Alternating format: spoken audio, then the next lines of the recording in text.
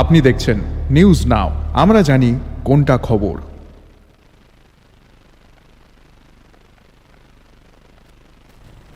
শারদীয়া দুর্গোৎসব উপলক্ষে অবকাঠামো উন্নয়ন নির্মাণ প্রকল্পে 50 কোটি টাকার উপর অনুমোদন দিয়েছে মুখ্যমন্ত্রী ডক্টর মানিক সাহা।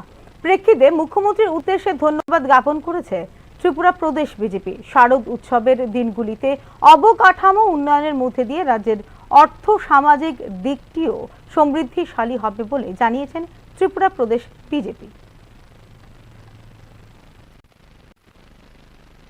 0.65 কোটি টাকা ইতিমধ্যে উনি ঘোষণা করেছেন।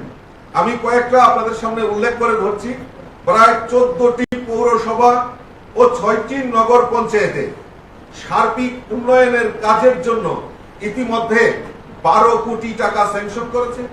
প্রতিটি জেলায় স্থায়ী সম্পদের রক্ষণাবেক্ষণের জন্য 9.37 কোটি টাকা উনি সেখানে প্রদান সেটা প্রভিশন রেখেছেন।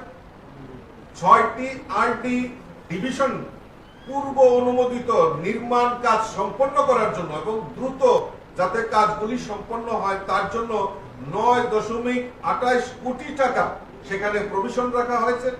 আগরতলা শহরের একাধিক রাস্তা উন্নয়নের জন্য, বিশেষ করে আগরতলা শহরের বিভিন্ন রাস্তা আমরা জানি যে স্মার্ট সিটির মাধ্যমে সেটা হচ্ছে, কিন্তু তার আলাদা সেখানে প্রায় 17.38 কোটি টাকা এই রাস্তাগুলি সংস্কারের জন্য মাননীয় মুখ্যমন্ত্রী সেখানে প্রভিশন রেখেছেন। পোষণ প্রকল্পে যারা আমাদের চুক্তির ভিত্তিতে যারা আমাদের স্কুলে মিড ডে মিল বা বিভিন্ন জায়গায় যারা কাজ করে থাকে চুক্তির ভিত্তিতে কর্মচারী, তাদের গ্রেড বাবদ বোনাস বাবদ প্রায় 2.62 কোটি টাকা আমাদের মাননীয় মুখ্যমন্ত্রী প্রভিশন রেখেছেন। তো এই যে একের পর এক উৎসবের মেজাজে আমাদের এই রাজ্যের মাননীয় মুখ্যমন্ত্রী বিভিন্ন প্রকল্পের মাধ্যমে গরিব কল্যাণ, মহিলা, যুবক, কৃষক, শ্রমিক তাদেরকে আর্থিকভাবে সহায়তা করা এবং বিভিন্ন প্রকল্পের মাধ্যমে মানুষকে সহযোগিতা করা, সেই প্রয়াস মাননীয় মুখ্যমন্ত্রী করছেন।